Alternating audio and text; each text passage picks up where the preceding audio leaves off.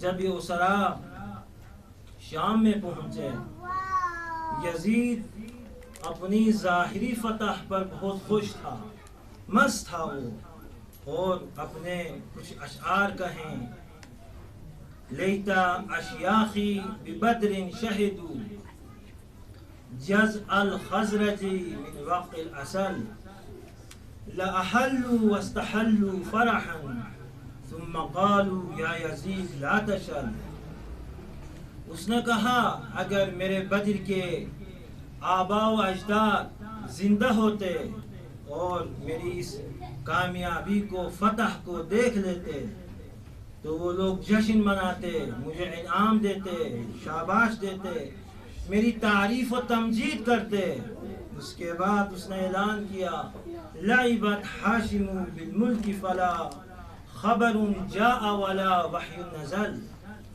بنی ہاشم نے خلافت کے ساتھ کھیل کھیلا ہے، خلافت کا ڈور رچایا ہوا ہے، ورنہ نہ کوئی وحی آئی ہے نہ کوئی خبر آئی ہے۔ صلوات محمد۔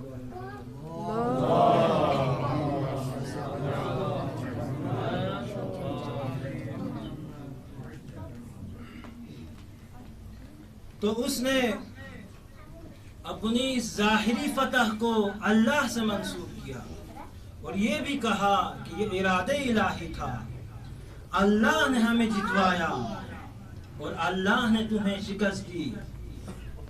جس طرح احد کے جنگ میں مسلمانوں کو شکست ہوئی تو اس کے مختلف وجوہات ہیں احد کی شکست میں۔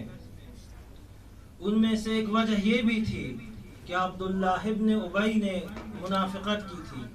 اس نے کہا تھا ہم شہر میں جنگ کریں گے، رسول کی مخالفت کی، اور مخالفت کرتے ہوئے اس نے 300 افراد کو لشکر اسلام سے الگ کر دیا اور لشکر اسلام پر ضربت لگائی۔ ایک وجہ یہ۔ دوسری وجہ، مسلمانوں نے رسول کے حکم پر عمل نہیں کیا، پہاڑی کو چھوڑ دیا۔ تو بہرحال جب شکست ہوئی، مسلمانوں کے جنازے زمین پر پڑے ہوئے تھے اور یہ مشرک لوگ جشن منا رہے تھے۔ احد میں حمزہ سید الشہداء شہید ہو گئے اور مشرکین نے جشن منایا۔ کربلا میں ابا عبداللہ الحسین سید الشہداء شہید ہو گئے تو یزید نے جشن منایا اور خوشی کا اظہار کیا اور اپنے معروف و مشہور اشعار کہیں اور اس فتح کو، ظاہری جو فتح تھی، اسے اللہ سے منسوب کیا اور کہا یہ اللہ نے کرایا ہے۔ اس وقت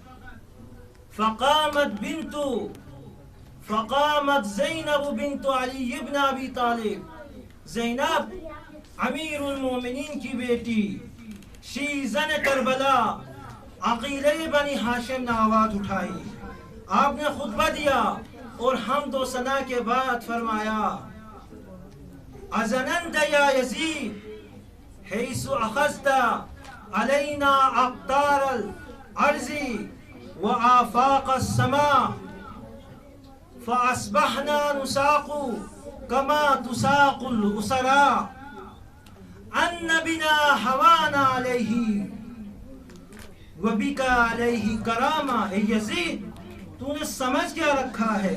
تم سمجھتے ہو کہ آسمان و زمین کو ہم سے چھین لیا ہے، ہمیں قیدی بنانے سے، اہل بیت پیغمبر کو قیدی بنانے سے؟ تم سمجھتے ہو کہ آسمان و زمین کو محدود کیا ہے، تنگ کیا ہوا ہے؟ اہل بیت رسول کو، آل رسول کو قیدی بنا کر گلیوں میں، بازاروں میں، درباروں میں گھمانے سے سمجھتے ہو تجھے عزت ملی ہے؟ تم کیا سمجھتے ہو؟ اے یزید،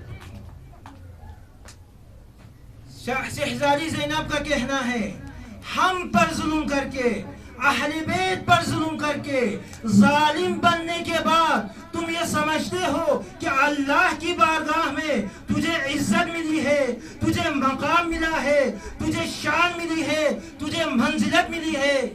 یہ تیری سوچ، یہ تیرا گمان غلط ہے۔ کیوں؟ اس لیے انسیت قول اللہ تعالی، تم نے قرآن کی آیت کو بلا دیا ہے. پروردگار نے قرآن مجید میں ارشاد فرمایا وَلَا يَحْسَبَنَّ الَّذِينَ كَفَرُوا أَنَّمَا نُمْلِي لَهُمْ خَيْرٌ لِأَنفُسِهِمْ إِنَّمَا نُمْلِي لَهُمْ لِيَزْدَادُوا إِثْمًا وَلَهُمْ عَذَابٌ مُحِيطٌ.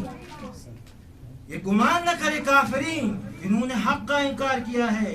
حق کے انکار کرنے والے یہ کبھی گمان نہ کرنا، یہ نہ سمجھنا کہ اگر ہم نے مہلت دی ہے، انہیں چھوڑ دیا ہوا ہے، تو یہ خیر لانفسہم، ان کے لیے بہتر ہے، خیر ہے. ہم خیر ان کے لیے نہیں چاہتے ہیں. انما نملی لہم لیزدادوا اثما، ہم نے مہلت دی ہے تاکہ ان کے گناہوں میں اضافہ ہو جائیں، یعنی اپنے گناہوں میں اضافہ کر لے اور اضافہ کرتے جائیں. اور اللہ نے ان کے لیے عذاب مہین، دردناک اور خوفناک عذاب معین کیا ہوا ہے.